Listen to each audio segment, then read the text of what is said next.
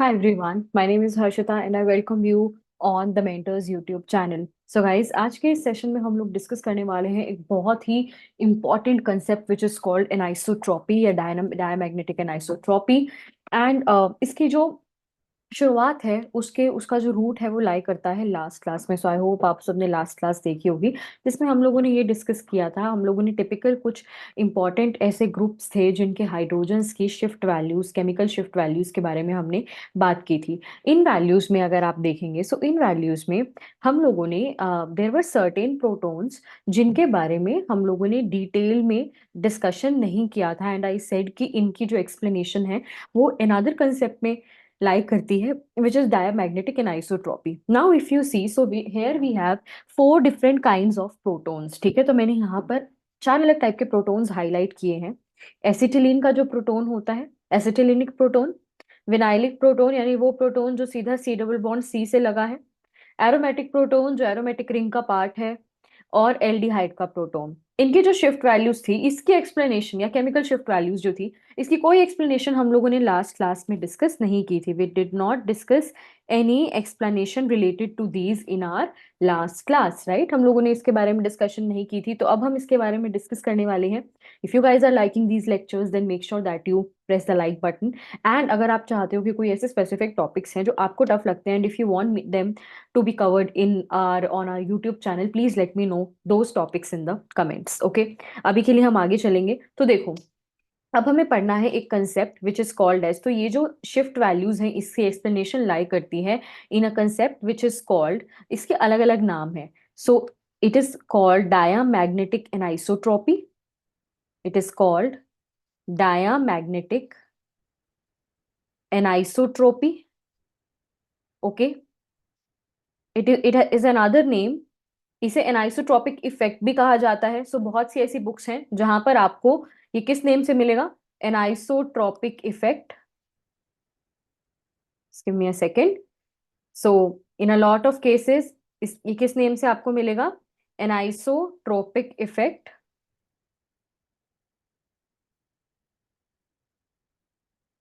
Anisotropic effect. और क्या कहा जाता है इसे, so it's called diamagnetic anisotropy, anisotropic effect, and there is another name which is called secondary pi field effect.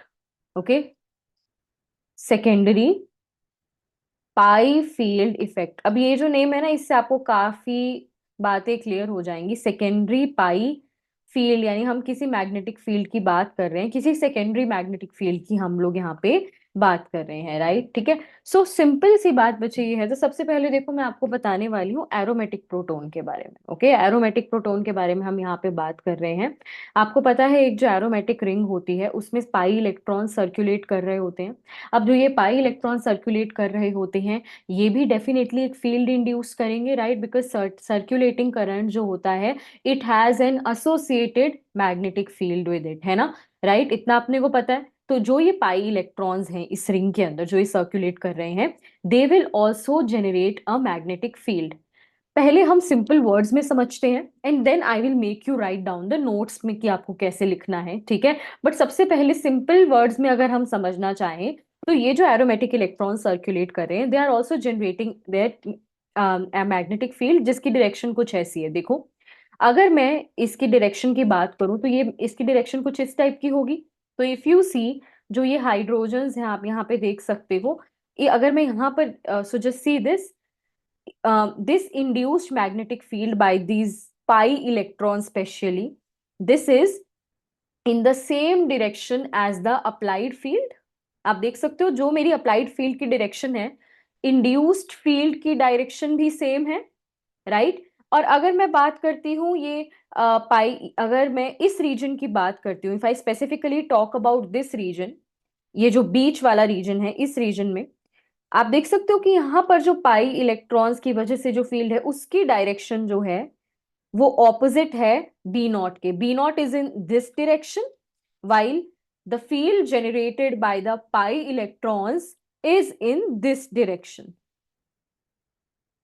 the field generated by the pi electrons is in this direction। do you agree? क्या आप agree करते हो इस point से? ये बात समझ में आ रही है आपको? कोई प्रॉब्लम तो नहीं है? So this is the direction of applied field and this is the direction of the induced magnetic field.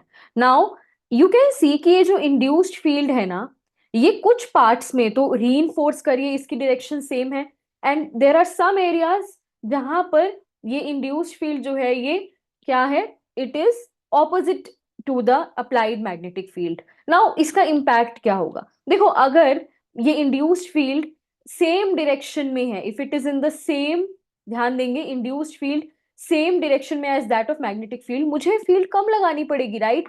Basically इस इंड्यूस्ड फील्ड ने मेरा काम इजी कर दिया because this time induced field is in the same direction as that of applied field, so I will have to apply less field. That means I will be able to get the signals down field. That means more de-shielded, this proton will become de-shielded, right? ये proton क्या बन जाएगा, ये जो proton है ये क्या बन जाएगा, डी शील्डेड बन जाएगा.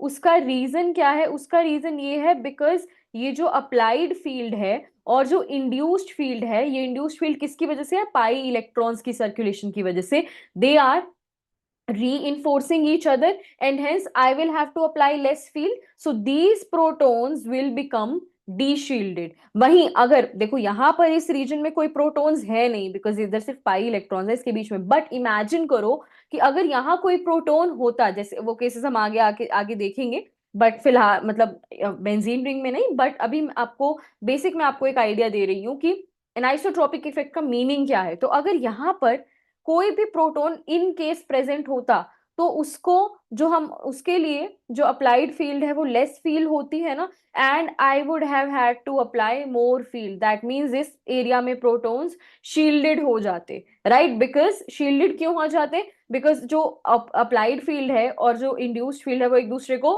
ओपोज कर रहे हैं, राइट? तो यही कंसेप्ट होता है डायामैग्नेटिक एनाइसोट्रॉपिका, and this is the reason. आप देखो एरोमेटिक प्रोटोन की शिफ्ट कहाँ है, 7.2 केमिकल शिफ्ट है, which is a high value. What is the reason?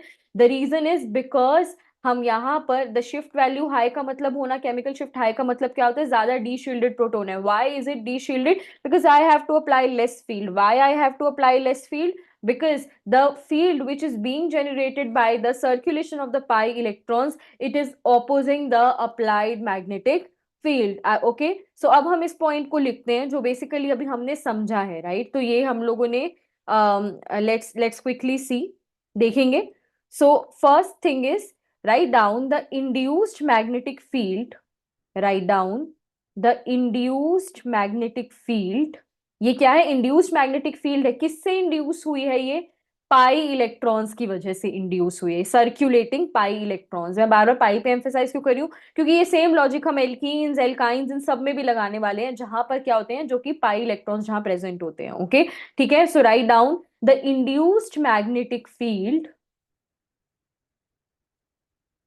the induced magnetic field of the circulating aromatic electrons. ये कौन सा इलेक्ट्रॉन है जो ध्यान देंगे, these are the electrons which are attached to the ring. ये benzylic नहीं है, बेंजाइलिक के लिए we saw in last class, these are aromatic protons. Okay, so the induced magnetic field of the circulating aromatic electrons, ये जो aromatic electrons हैं यानी ये जो pi electrons हैं, the induced magnetic field of the circulating aromatic electrons,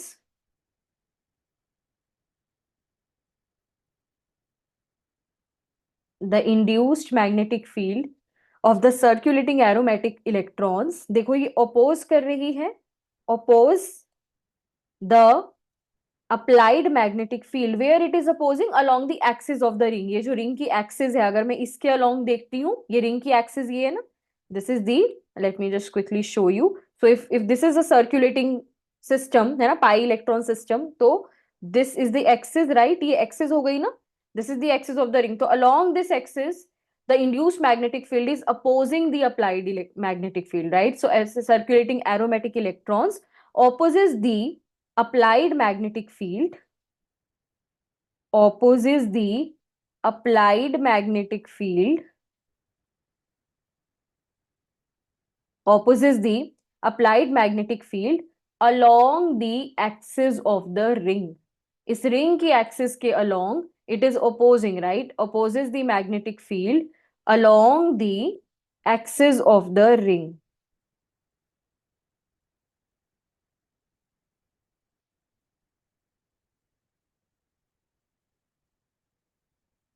along the axis of the ring, इस reason में जो प्रोटॉन्स होंगे, ध्यान देंगे। सो प्रोटॉन्स हावेवर, तो इस रीजन में अगर कोई इधर कोई प्रोटॉन्स प्रेजेंट नहीं है, इसलिए मैं प्रोटॉन्स की बात कर रही हूँ, बट अगर प्रोटॉन्स प्रेजेंट होते तो वो शील्डेड होते, राइट। वहीं अगर मैं बात करती हूँ ये जो एरोमेटिक प्रोटॉन्स हैं, सो राइट डाउन प्रोटॉन्स या hydrogens in the region, hydrogens in the region where the induced field, hydrogens in the region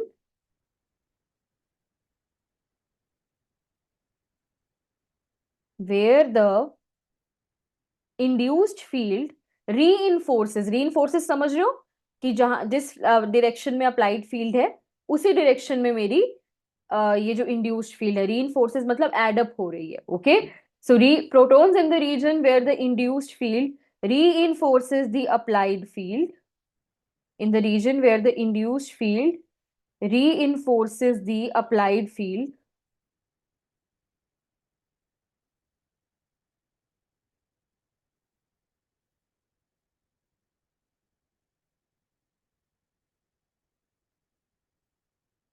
reinforces the applied field, okay, reinforces the applied field, they are, ये ऐसे protons कैसे कैसे होंगे, ऐसे protons D shielded होंगे,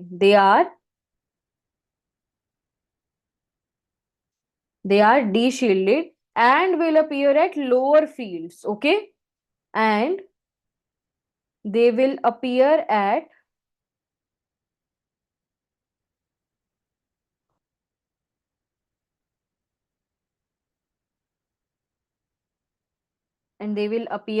lower fields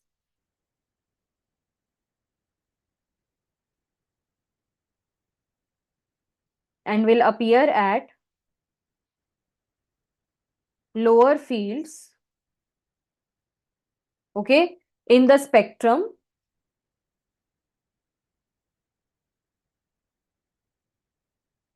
between the delta of 7 to 8, तो ये lower fields पे मिलेंगे between the delta of 7 to 8 lower fields, ठीक है। Shift, chemical shift is higher, chemical shift higher का मतलब होता है we get the signal at a lower field, down field, right. तो वी विल गेट, तो ये आप इसको नोट्स में लिख लेंगे तो आपको बहुत क्लियरली समझ में आ जाएगा ये डायग्राम भी, ओके।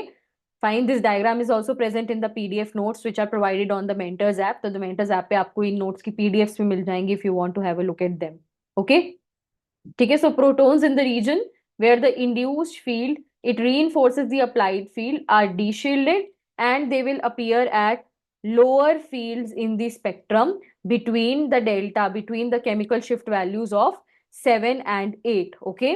so इसी तो अगर अब मुझे डिफाइन करना हो कि डायमैग्नेटिक एनाइसोट्रॉपी या एनाइसोट्रॉपिक इफेक्ट है क्या, तो मैं सिंपली कह सकती हूँ कि the chemical shifts are dependent on the orientation of the molecule in the applied field, right. मतलब आपके जो प्रोटॉन्स, या हम कह सकते हैं प्रोटॉन्स कहाँ पे ओरिएंटेड है, क्या वो they are in the direction, are they in the direction of the are they in the direction of the induced field or they are in the opposite to the direction, like in आपकी जो field, आपके जो orientation है molecule की उस पर depend कर रहा है कि प्रोटॉन शील्डेड होगा या डी शील्डेड होगा, right, and this is basically called as diamagnetic anisotropy, okay। we can write down the definition as well, हम इसे की definition भी लिख सकते हैं। so this one, so the delocalized pi electrons, अगर मैं generalized बोलना चाहूँ, so delocalized जो पाई इलेक्ट्रॉन्स होते हैं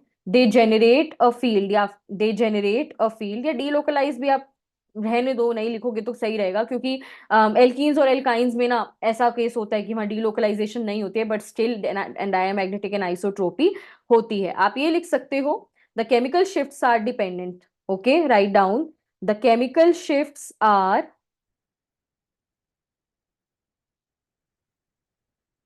the chemical shifts are dependent on the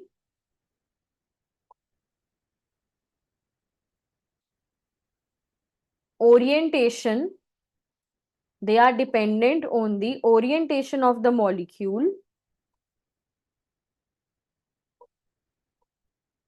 They are dependent on the orientation of the molecule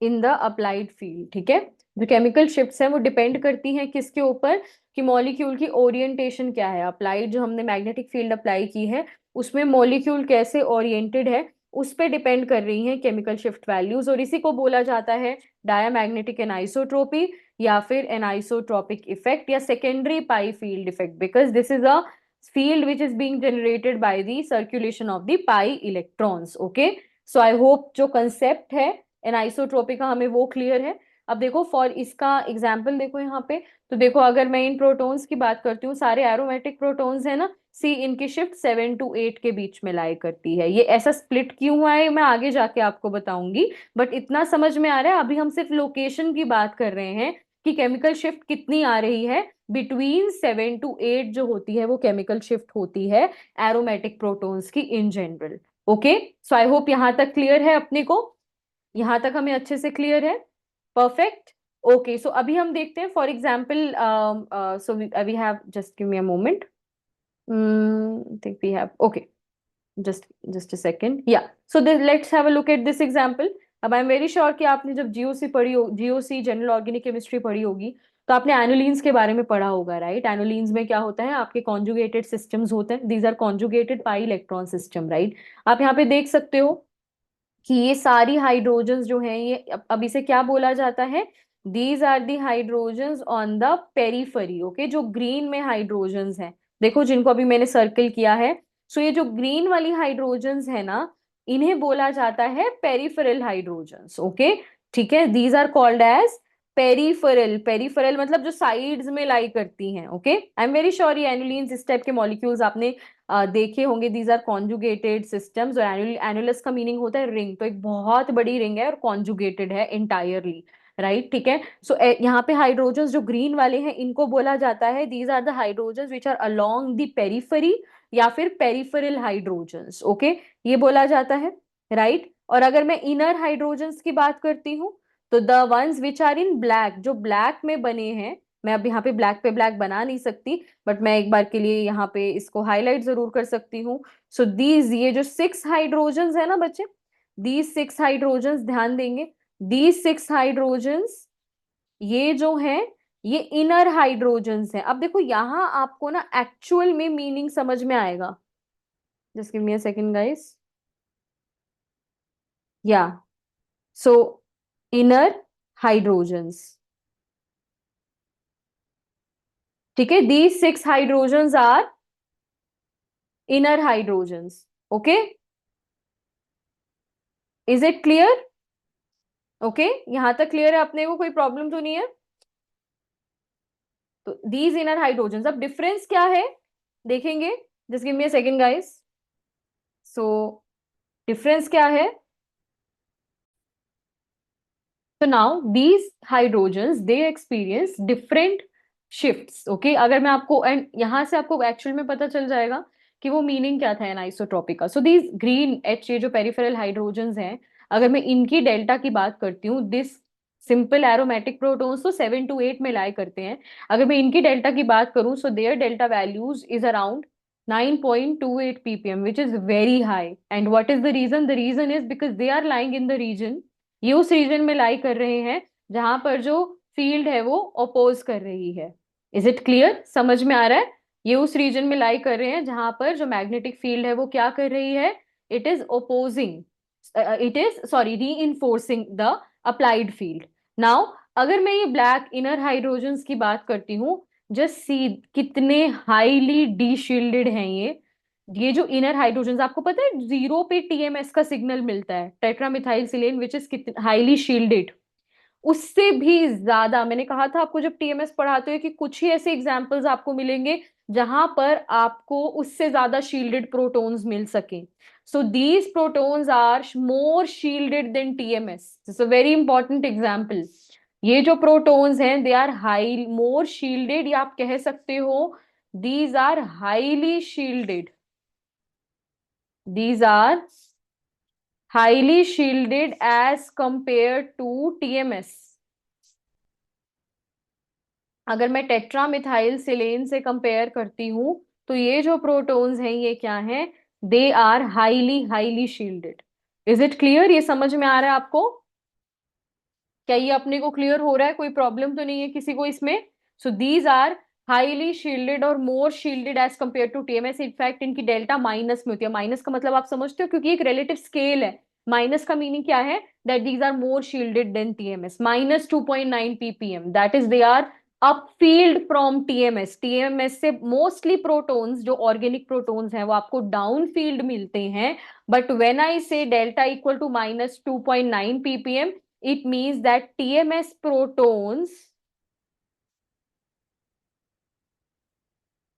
protons are upfielded, sorry, these protons, inner hydrogens, are upfielded from TMS. Clear है ये? Inner protons are upfield from TMS. Very important. Please note it down. बहुत important है because you have very few examples जहाँ पे आपके जो protons हैं वो more shielded होते हैं than TMS. And ये क्यों हो रहे हैं? Because of an isotropic effect. Okay? Because of an isotropic effect. Next up, we are going to be discussing the effect of putting substituents on the benzene ring. तो देखो, हमें diamagnetic and isotropy से ये तो समझ में आ गया कि all the protons which are, just give me a second guys, या, so all the protons which are present in the periphery, right? जो भी प्रोटॉन्स किस में प्रेजेंट है? पेरीफेरी में प्रेजेंट है। All the protons which are present in the periphery, है ना, ये वाले जो हाइड्रोजन्स हैं, इनकी जो शिफ्ट वैल्यूज होंगी वो 7 to 8 इसकी रेंज में लाई करेंगी, राइट? बट अब वो हमने देखा था सिंपल बेंजीन पर। Now we have put substituents. Okay, अब हमने क्या किया है? सब्स्टिट्यूएंट्स लगा दिए हैं। तो सबसे पहले हम पढ़ते हैं, देखते हैं कि अगर हम इलेक्ट्रॉन विड्रॉइंग सब्स्टिट्यूएंट्स लगा देते हैं तो क्या होता है, right? So first up let us discuss कि if I put, just give me a second guys, या, so if I use electron withdrawing substituents, electron withdrawing groups आप सबने जीओसी में पढ़े होंगे कौन से होते हैं। मेनली या तो -I से विड्रॉ करेंगे या फिर M से विड्रॉ करेंगे, राइट? ठीक है, जनरली -I और -M से ही विड्रॉ करते हैं। तो इलेक्ट्रॉन विड्रॉइंग ग्रुप्स की अगर मैं बात करती हूँ तो देखो यहाँ पे ना आपकी स्क्रीन पे बहुत सारे एग्जाम्पल्स बने भी हुए हैं। फॉर एग्जाम्पल हमने यहाँ पे क्या किया है, NO2 ग्रुप लगा दिया। अब NO2 क्या करते हैं? इलेक्ट्रॉन विड्रॉ करते हैं। इलेक्ट्रॉन विड्रॉ का मतलब क्या हुआ? D shielding, right? इलेक्ट्रॉन अगर अपनी तरफ ये क्या कर रहा है? विड्रॉ कर रहा है। दैट मीन्स कि यहाँ पर क्या हो रही है? डी शील्डिंग हो रही है। That means that the shift value will be, और केमिकल शिफ्ट वैल्यू, जब भी डी शील्डिंग ज्यादा बढ़ती है तो chemical shift value becomes higher. तो दैट मीन्स अगर ये हाइड्रोजन की अगर मैं यहाँ पे बात करती हूँ, so these hydrogen will get the shift value at around 8.48। आपको याद रखने की इनकी जरूरत नहीं है, ये एग्जाम्पल्स हैं। Okay, these are just example. Similarly आप देख सकते हो यहाँ पर COOH, तो COH ग्रुप्स लग गए हैं। So here we have COOH group, right? COH again क्या करेगा? इलेक्ट्रॉन विड्रॉ करेगा, कार्बोनिल है, राइट? तो अगेन यहाँ पर आप देख सकते हो जो डेल्टा वैल्यू है, यानी जो आपकी केमिकल शिफ्ट वैल्यू है, वो कितनी है? Around 8.10, right? इसी तरह से हमारे पास क्या होगा? जो CN है, यानी जो साइनाइड है, राइट? नेक्स्ट क्या है?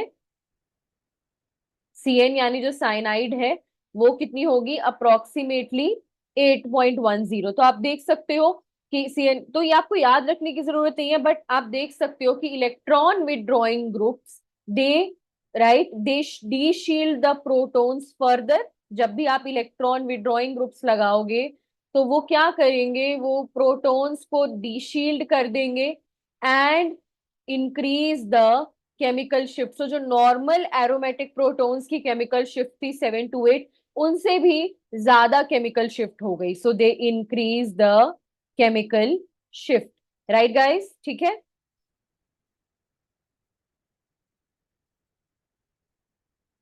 They increase the chemical shift. I think अपने को यहाँ तक एकदम अच्छे से क्लियर हो गया, कोई डाउट नहीं है इसके अंदर, ठीक है। इसी तरह से आप देखो ये वाले जो सारे ग्रुप्स हैं, जैसे NO2, राइट, जैसे COOH, CHO अगर ग्रुप लगा है, राइट, साइनाइड लगा है, all these groups are electron withdrawing by conjugation, या फिर हम सिंपल टर्म्स में कह सकते हैं ये सभी ग्रुप्स जो लेफ्ट हैंड साइड पे 4 ग्रुप्स हैं, they are all withdrawing by plus M effect. अगर आपको इसकी, जैसे कि मैंने आपको बोला है कि इसकी PDF चाहिए तो आपको द मेंटर्स ऐप पर मिल जाएगी, ठीक है, ये सब नोट्स की।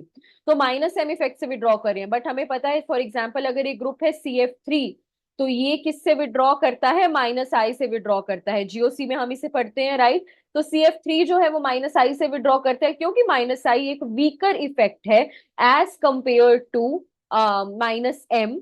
तो इसीलिए जो डीशील्डिंग होगी वो इतनी भी ज्यादा नहीं होगी, तो केमिकल शिफ्ट जो होगी वो 7.78 के अराउंड रहेगी। मतलब अगर मैं आपको अगर इसको याद नहीं करना है, बट इतना हम समझ सकते हैं कि -M, ऑब्वियसली -M क्या होता है, एक स्ट्रॉन्गर इफेक्ट होता है एज कंपेयर टू -I। तो डी शील्डिंग भी किस में ज्यादा होगी, -M इफेक्ट वाले केस में ज्यादा होगी। दैट मीन्स अगर -M से कोई ग्रुप विड्रॉ कर रहा है तो उस केस में जो प्रोटॉन्स हैं या हाइड्रोजन है उनका डेल्टा ज्यादा होगा as compare to the, if I compare with the groups which are withdrawing by -I effect, ठीक है।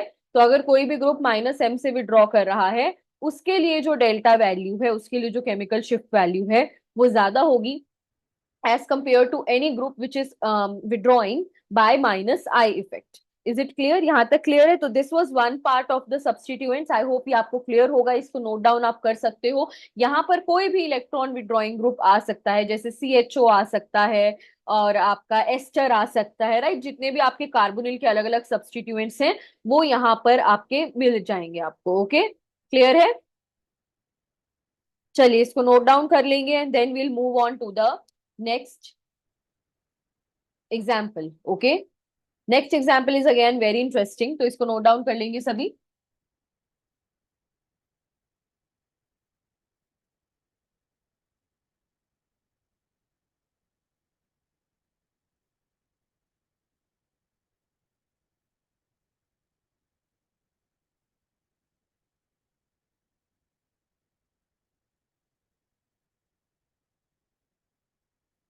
परफेक्ट, चलिए आगे देखेंगे। नेक्स्ट वी विल सी, तो annulenes we have already scene.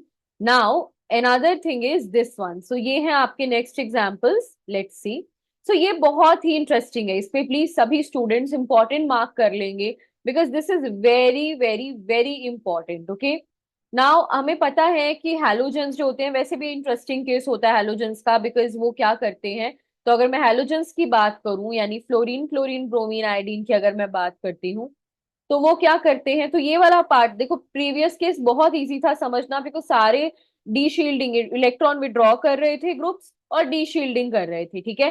This part is important because halogens के पास दोनों effect होते हैं, -I इफेक्ट भी होता है, राइट, एंड +M इफेक्ट भी होता है, राइट। +M इफेक्ट क्यों होता है, because they have a lone pair of electrons, so they can give electrons into the ring. -I effect भी होता है, दे कैन विड्रॉ इलेक्ट्रॉन्स। हमने वैसे GOC में ये पढ़ा है कि इनका जो -I इफेक्ट होता है वो ज्यादा प्रोमिनेंट होता है और हम आंसर -I से करते हैं, बट यहाँ पे इट्स एन एक्सेप्शन। देखेंगे यहाँ पर क्या होता है, यहाँ पर आपको जो आंसर देना है वो देना है इनके +M इफेक्ट से। तो इसको प्लीज सभी बच्चे मार्क कर लेंगे।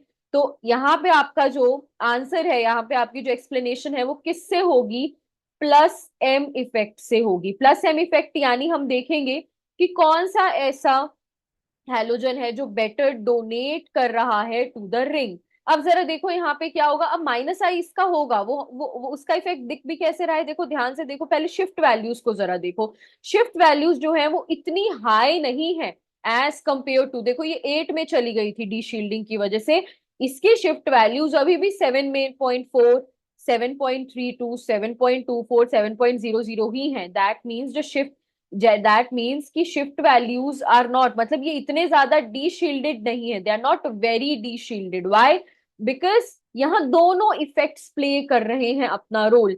-I इफेक्ट से क्या होगी, विड्रॉल होगा towards the halogens. So -I effect जो है उसकी वजह से क्या होगी, डी शील्डिंग होगी।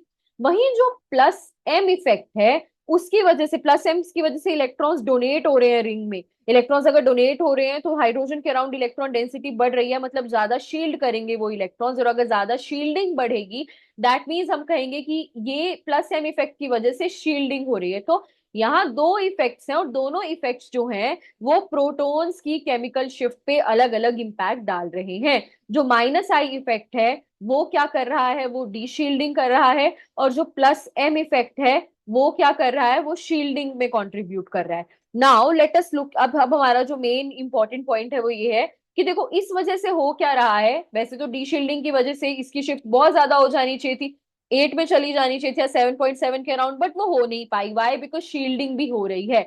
तो इसलिए इनके जो शिफ्ट्स हैं वो थोड़ा 7 to 8 के बीच में ही रहते हैं।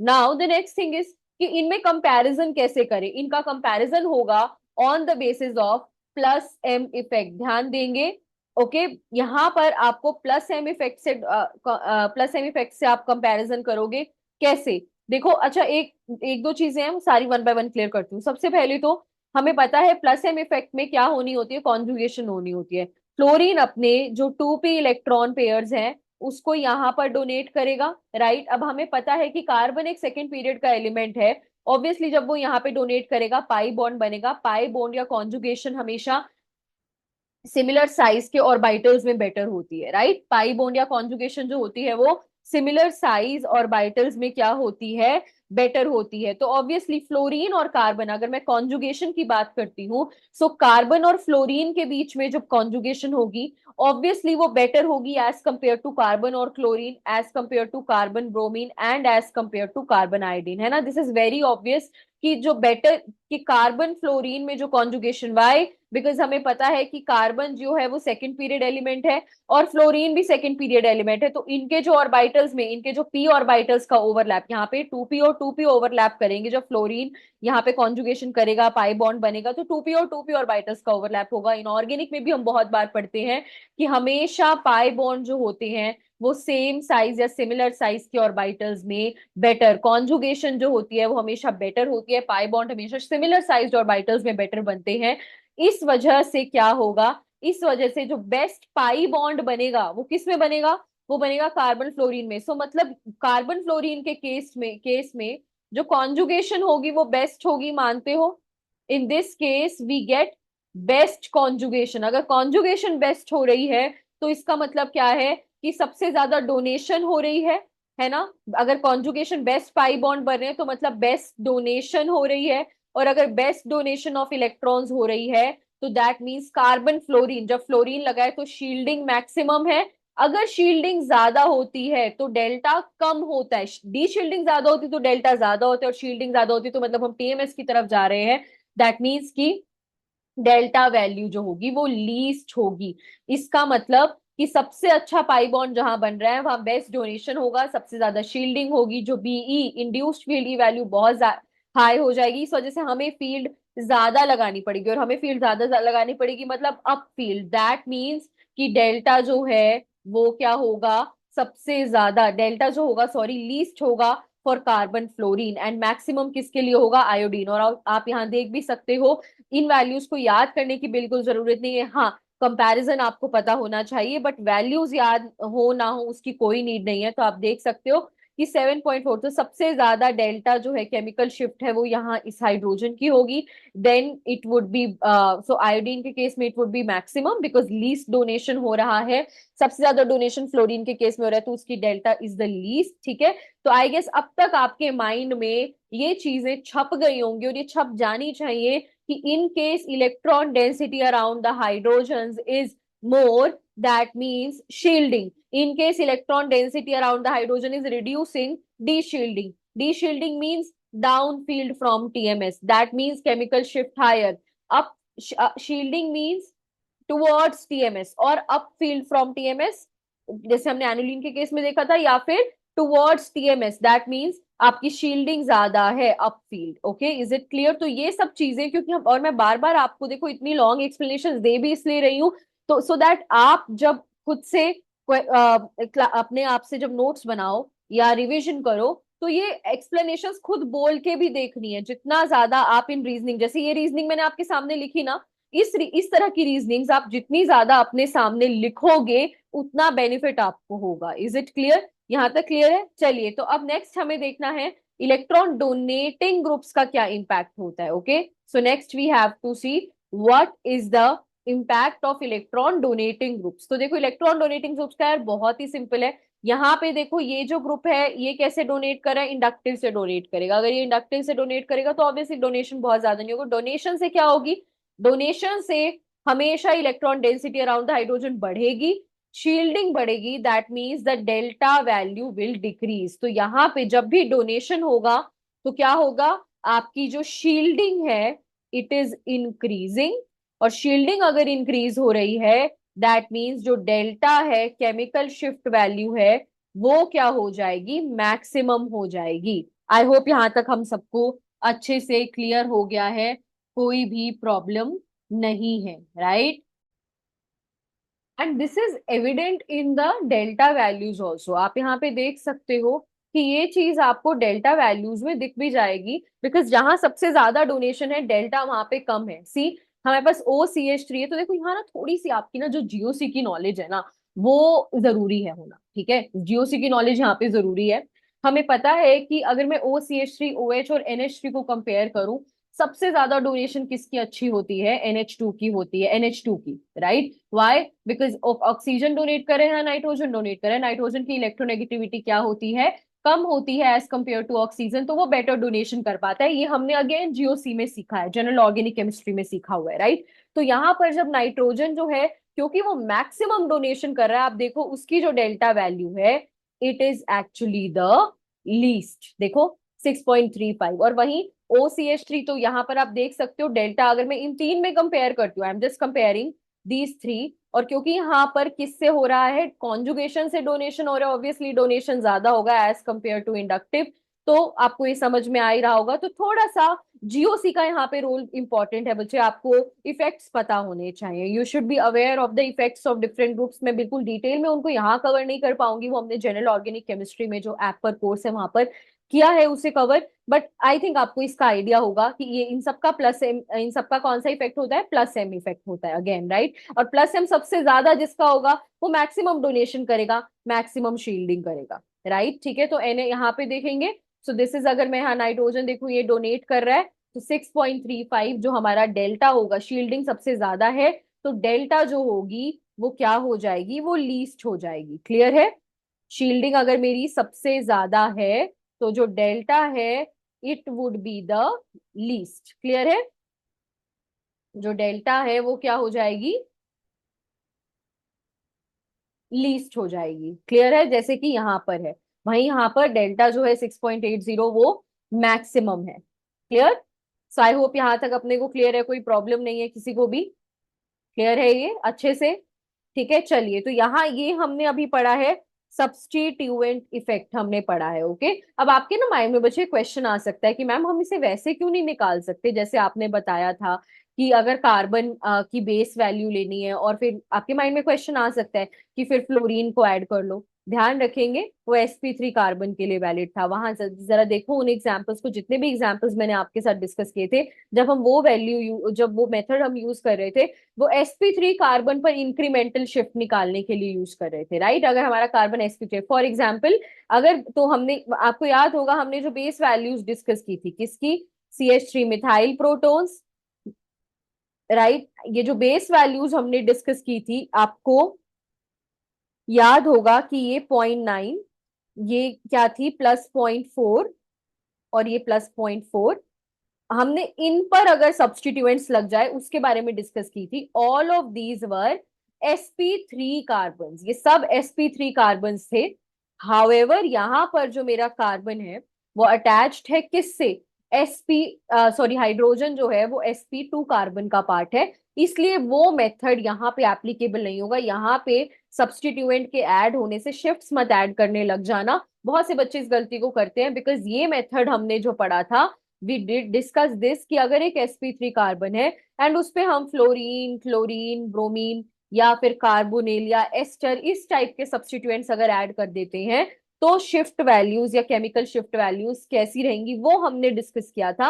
However here the carbon is sp2, so वो वाला इफेक्ट हमें यहाँ पे नहीं लगाना है। क्लियर है? तो इस एक छोटा सा पॉइंट है, बट इसको हमें ध्यान रखना है। यहाँ sp2 कार्बन है, we are now talking about sp2 carbon. Clear है? आगे चलेंगे अभी हम लोग, let's go further.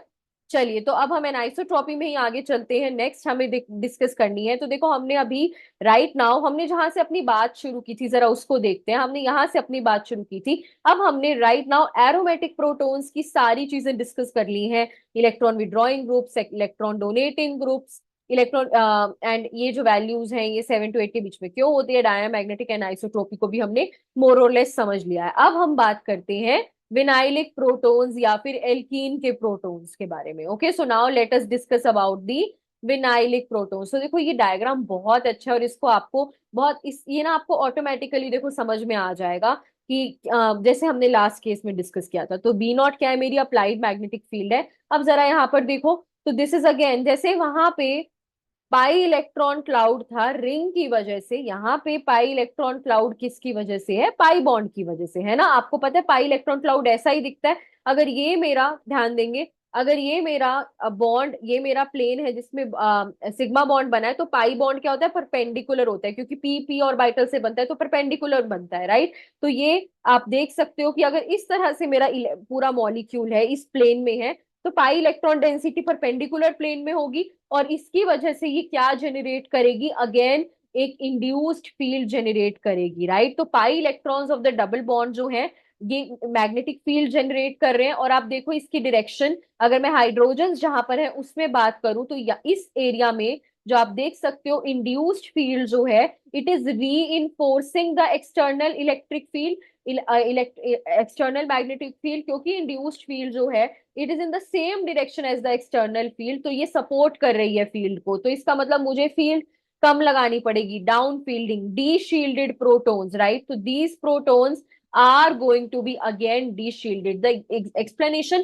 is very similar to aromatic protons. The only difference is वहां एक पूरा रिंग का पाई इलेक्ट्रॉन क्लाउड था, यहाँ पे pi electron cloud is due to a simple pi bond. तो ऑब्वियसली यहाँ पे जो डेल्टा वैल्यू, यहाँ पे डीशील्डिंग होगी पर उतनी ज्यादा नहीं होगी जितनी रिंग में हुई थी। क्यों? क्योंकि रिंग में बहुत सारे पाई इलेक्ट्रॉन्स का क्लाउड था, यहाँ पे आपके जो है सिर्फ एक पाई बॉन्ड का इलेक्ट्रॉन क्लाउड है, जिसकी वजह से आपकी क्या हो रही है, डीशील्डिंग हो रही है। तो डेल्टा वैल्यू जो होगी वो हाई तो होगी, बट उतनी हाई नहीं होगी या उतने डीशील्डेड ये प्रोटॉन्स नहीं होंगे जितने एरोमेटिक प्रोटॉन्स थे, राइट गाइस। तो आप इसे लिख भी सकते हो कि ये जो डबल बॉन्ड है, इसे लिख लोगे तो बेटर रहेगा, क्योंकि मैं अगर बोल रही हूँ तो आपको आप नहीं समझ पाओगी नोट्स में क्या लिखना है, राइट। तो इसे लिखेंगे हम लोग, बिल्कुल सेम एक्सप्लेनेशन है। The only and only difference that is here, सिर्फ एक डिफरेंस है कि वहां पे रिंग के सारे पाई इलेक्ट्रॉन्स इस फील्ड फील्ड में कंट्रीब्यूट कर रहे थे, यहाँ इस पाई बॉन्ड के इलेक्ट्रॉन्स, बट था तो वहां भी सिमिलर सिस्टम ही ना। रिंग प्लेन में होती है, पाई इलेक्ट्रॉन्स परपेंडिकुलर प्लेन में होते हैं, right. Pi electron cloud perpendicular plane में होते हैं और वो क्या करते हैं, जनरेट करते हैं एक फील्ड को। यहाँ भी ऐसे ही है, यहाँ पे ये एल्कीन इस प्लेन में है, सपोज इस टैब के प्लेन में है, और पाई इलेक्ट्रॉन क्लाउड जो है वो परपेंडिकुलर प्लेन में है। क्यों परपेंडिकुलर प्लेन में है? क्योंकि पाई इलेक्ट्रॉन्स क्लाउड है वो पाई बॉन्ड की वजह से होता है। पाई बॉन्ड हमेशा परपेंडिकुलर प्लेन में बनते हैं due to p orbitals. Okay, is it clear? So write down the pi electrons of the double bond, write down the pi electrons of the double bond generate a magnetic field. The pi electrons of the double bond generate a magnetic field that opposes the applied magnetic field. That opposes the that opposes the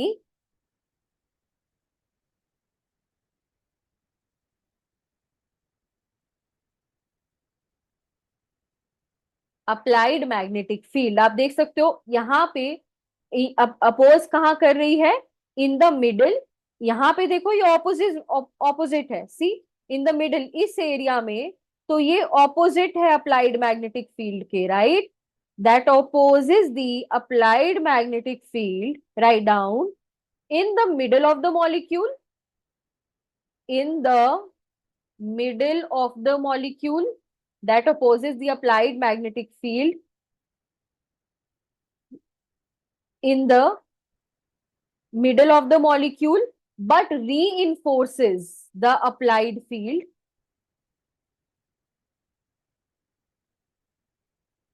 but reinforces the applied field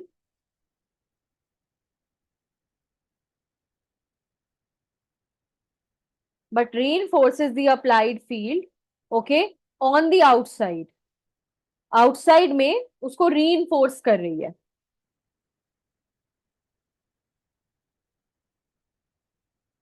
ठीक है, but reinforces the applied field on the outside. इस area में उसको क्या कर रही है, reinforce कर रही है। क्योंकि रीइंफोर्स कर रही है तो मुझे फील्ड कम लगानी पड़ेगी, दैट मींस डाउन फील्डेड और डी शील्डेड, राइट, ठीक है। Is it applied field on the outside where the vinylic, outside में तो है ना विनाइलिक प्रोटॉन्स जो है मेरे, विनाइलिक प्रोटॉन्स या एल्कीन प्रोटॉन्स एक ही बात है, इसे बहुत बार विनाइलिक प्रोटॉन्स भी बोला जाएगा। Where the vinylic protons are located,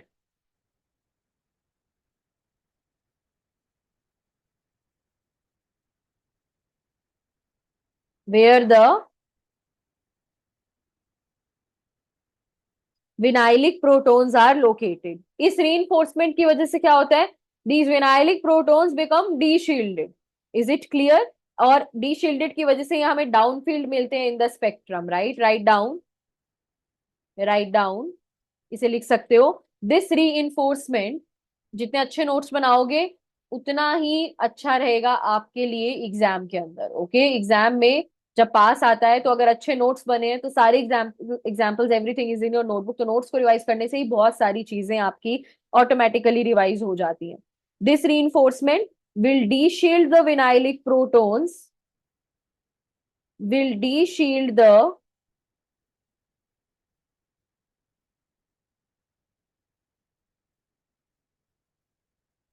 vinylic protons, D shielded हो जाएंगे ये, और डी शील्डेड हो जाएंगे तो, डी शील्डेड हो जाएंगे तो making them shift down field in the spectrum, making them shift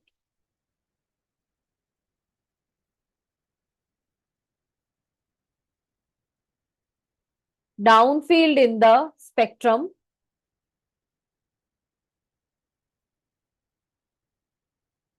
to the range of delta 5 to 6, okay. इनकी डेल्टा किसके बीच में होती है, जैसे एरोमेटिक प्रोटॉन्स की टिपिकल जो केमिकल शिफ्ट वैल्यूज हैं वो 7 to 8 में है। इनकी जो डेल्टा है या जो इनकी केमिकल शिफ्ट वैल्यू है वो टिपिकली 5 to 6 में है। इज इट क्लियर, यहां तक अपने को क्लियर हुआ, कोई प्रॉब्लम तो नहीं है। आई होप यहां तक अपने को एकदम अच्छे से क्लियर है, ठीक है। 7 to 8 उनकी हायर क्यों थी, डी शील्डिंग ज्यादा थी, क्यों, बिकॉज पाई इलेक्ट्रॉन क्लाउड बड़ा था, तो उनकी उसकी वजह से जो फील्ड जो थी वो भी ज्यादा जनरेट हो रही थी। दैट मीन्स ये वाली जो फील्ड है जो रीइंफोर्स कर रही है वो in the case of aromatic protons even higher थी, that's why deshielding was even more. तो यहाँ पे थोड़ी deshielding as compared to aromatic protons कम है, but they are still quite deshielded because the in this region, ये वाला जो रीजन है इसमें विनाइलिक प्रोटॉन्स लाई कर रहे हैं, इन दिस रीजन ये जो पाई इलेक्ट्रॉन्स की वजह से फील्ड जनरेट हो रही है, it is reinforcing the external field, so I will have to apply less magnetic field, and that's why they are downfielded in the spectrum to the shift chemical shift values of 5 to 6। so I hope यहाँ तक अपने को एकदम clear है magnetic field of alkenes. तो alkenes का clear हुआ यहाँ पे। सो एल्कीन्स की जो शिफ्ट वैल्यूज हैं they are typically in the range of 5 to 6। बहुत इंपॉर्टेंट है बच्चे, दिस इज वेरी इंपॉर्टेंट जो अभी हम पढ़ रहे हैं ना सारी चीजें, बिकॉज जब हम स्ट्रक्चर आइडेंटिफिकेशन तो बिल्कुल आखिरी में होगा, लेकिन उस स्ट्रक्चर आइडेंटिफिकेशन तक पहुंचने के लिए ये सारे स्टेप्स, ये सारी थ्योरी पढ़ना बहुत जरूरी है। अगर ये क्लियर होगी ना तो इस आई एम टेलिंग यू, मैं खुद आपको क्वेश्चंस कराऊंगी सारे जो प्रीवियस ईयर क्वेश्चंस हैं, and I am telling you कि प्रीवियस ईयर क्वेश्चन सॉल्व करना बहुत इजी हो जाता है अगर ये कंसेप्ट्स आपके अच्छे से क्लियर हैं, ओके। ये जितने भी कंसेप्ट्स हम पढ़ रहे हैं they are all going to be practically used in the questions, we will do questions and I will show you कि क्या डिफरेंस होता है। इज इट क्लियर, ठीक है, परफेक्ट।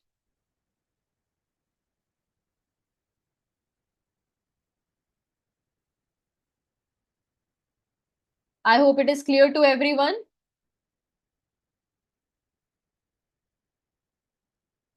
वेरी गुड, बहुत अच्छे।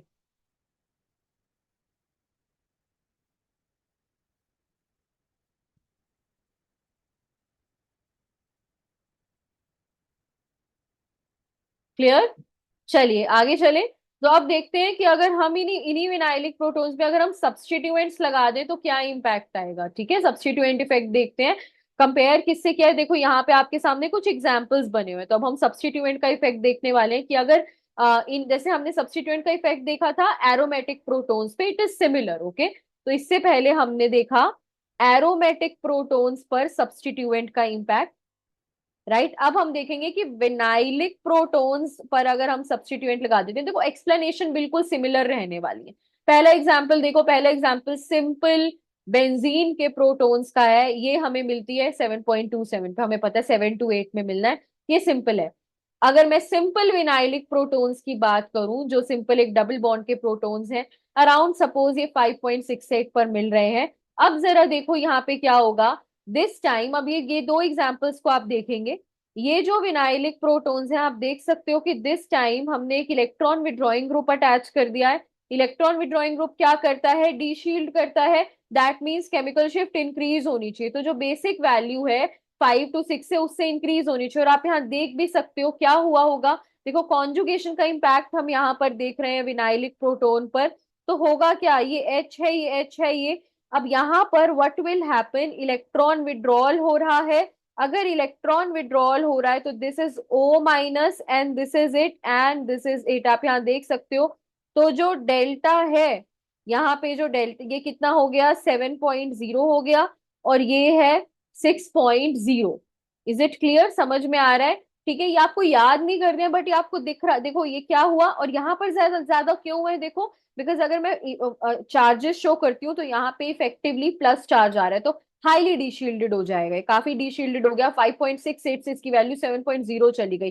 तो दिस इज द, अगर मैं इस ग्रुप के रिस्पेक्ट में पोजीशन देखूं तो this is alpha position, this is beta position. आप देख सकते हो यहाँ हमने क्या लिखा है कि इफेक्ट, ये जो इफेक्ट है वो बीटा पोजीशन पे ज्यादा मार्क्ड होते हैं क्योंकि कॉन्जुगेशन हो रही है। तो आप देखो जो बीटा, अगर मैं इस हाइड्रोजन की वैल्यू देखूं तो ये नॉर्मल अगर 5.68 पे थी तो सी डबल बॉन्ड के लगने से ये चली गई 6.0 पर। केमिकल शिफ्ट वैल्यू है ना, अगर नॉर्मल 5.68 पर ये हाइड्रोजन की वैल्यू थी, that has actually gone to 6 up to 6.0। However यहाँ पर जो केमिकल शिफ्ट वैल्यू है नीचे वो क्या थी, 5.68। तो यहाँ आगे कहाँ चली गई, 7.0 पर चली गई।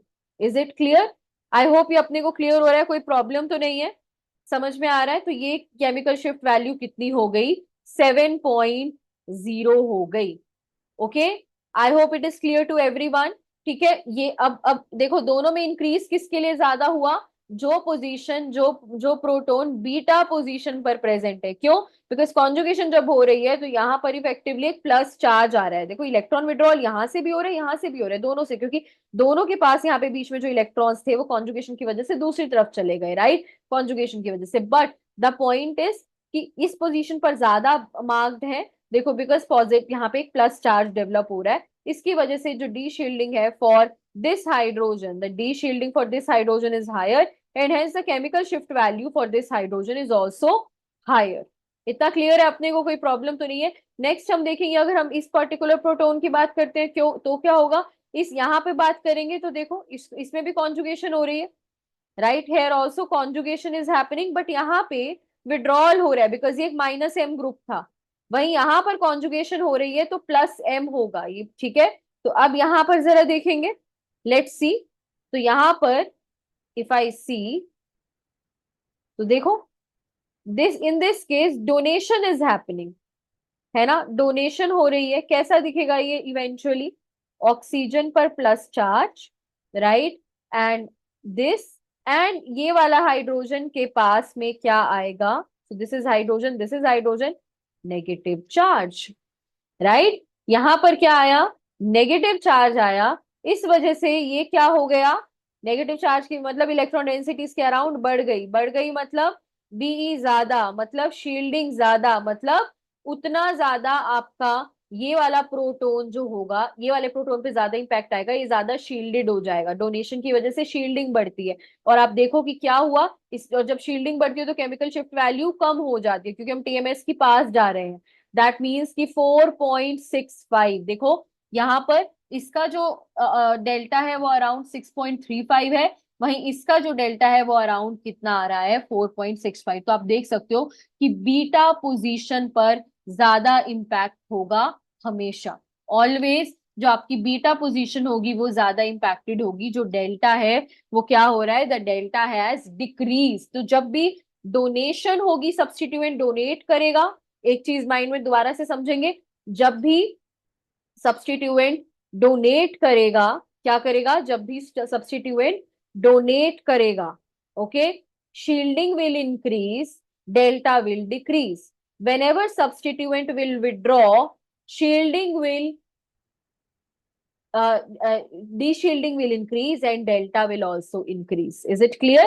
ठीक है, तो ये अपने को ध्यान रखने हैं। हमने बहुत सारे ऐसे एग्जाम्पल्स अभी देखे भी हैं, काफी सारे examples now we have seen. For example अगर मैं आपको और भी example, I can give you more examples as well. तो अब देखते हैं जरा, लेट्स सी। तो अब ये एल्कीन जो थी, ये एल्कीन के जो, तो अभी हमने यहाँ पे क्या किया, now I have attached done again a group which is electron withdrawing. तो ये क्या करेगा, अपनी तरफ इलेक्ट्रॉन्स विड्रॉ करेगा, right. I have attached a nitro group which withdraws electrons, है ना। तो ये क्या करता है, इलेक्ट्रॉन्स को विड्रॉ करता है अपनी ओर।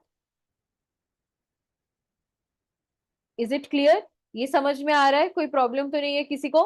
This will withdraw electrons towards itself, and यहां पर क्या आ जाएगा, प्लस चार्ज, ऑब्वियसली क्योंकि विड्रॉल हुआ है, right. It's an electron withdrawing group. तो इस तरह से जब नोट्स बनाते हो ना, जब रिवाइज करते हो, तो ये स्ट्रैटेजी माइंड में होनी चाहिए। इलेक्ट्रॉन विड्रॉइंग ग्रुप की वजह से क्या होती है, डी शील्डिंग होती है। अगर इलेक्ट्रॉन विड्रॉइंग ग्रुप है और इसकी वजह से क्या हो रही है, डी शील्डिंग हो रही है, तो शिफ्ट और केमिकल शिफ्ट विल इंक्रीज। और यहां पर इसकी जो डेल्टा है वो 5 to 6 से एक्चुअली ज्यादा आती है, in fact it is quite high, it is around 7.31। And what is the reason is the NO2 group, it is causing the electrons to become more deshielded, okay. वहीं अगर मैं क्या लगा देती हूँ, एक अमीन ग्रुप लगा देती हूँ, if I attach an amine group here, तो यहां क्या होगा, this is H, this time what will happen, क्या होगा, अगर मैं अमीन ग्रुप लगा देती हूँ, व्हाट विल हैपन, ये इलेक्ट्रॉन्स डोनेट करेगा यहाँ पर, this is electron donating, because it is an electron donating group, right. या तो आप कह लो कि डी शील्डिंग विल डिक्रीज, या आप कह लो कि शील्डिंग विल इंक्रीज, एक ही बात है ना। तो शील्डिंग विल इंक्रीज, शील्डिंग अगर बढ़ेगी तो delta value will decrease, and this is the reason आपका जो डेल्टा वैल्यू है इस हाइड्रोजन का, दैट कम्स एट अराउंड 4.42। तो देखो दोनों ही विनाइलिक प्रोटॉन्स हैं, दोनों ही डबल बॉन्ड के प्रोटॉन्स हैं, लेकिन ग्रुप्स ने कितना ज्यादा इंपैक्ट क्रिएट कर दिया है ना। NO2 ग्रुप लगाने से 7.31 की तरफ चली गई शिफ्ट, जो कि 5 to 6 में होनी चाहिए थी। अमीन ग्रुप लगाने से 4.42 में चली गई, जो कि अगेन 5-6 में होनी चाहिए थी, बट डिक्रीज हो गई कितनी ज्यादा, राइट। तो सब्स्टिट्यूएंट्स का एक बहुत ही इंपॉर्टेंट रोल रहता है when it comes to vinylic protons, when it comes to aromatic protons, और आपको उनके इफेक्ट्स पता होने चाहिए। मतलब अगर NO2 लगा है तो पता होना चाहिए कि वे ड्रॉ करेगा, अगर अमीन लगा है तो पता होना चाहिए कि ये डोनेट करेगा। Is it clear, so this is again a very very important point, ये बहुत ही इंपॉर्टेंट पॉइंट है सब्स्टिट्यूएंट इफेक्ट, जो आपको माइंड में रखना है। There is more that we have to discuss in diamagnetic anisotropy, which we will be discussing in our next session. Thank you so much everyone, and I will see you all in the next class. और अगर ये lessons पसंद आ रहे हैं यार, तो video को like कर दो, और अपने फ्रेंड्स के बीच में जरूर शेयर करना। अगर आपके यूनिवर्सिटी कोर्स में NMR है, वहां भी ये लेसन्स आपको बहुत हेल्पफुल रहेंगे। So make sure that you that you suggest this to your university friends also। अगर यूनिवर्सिटी में पढ़ रहे हो, जैम के लिए प्रिपेयर करो, नेट के लिए प्रिपेयर करो, फंडामेंटल्स हैं, हर एक एग्जाम में आपको यूज होंगे, और इनको डेवलप करना बहुत इंपॉर्टेंट है, okay. I see you all in the next class, and make sure कि आपने सब्सक्राइब किया हो, नेक्स्ट वीडियो जब आएगी तो आपको नोटिफिकेशन आ जाएगी। Thanks a lot everyone, and I see you all in the next class.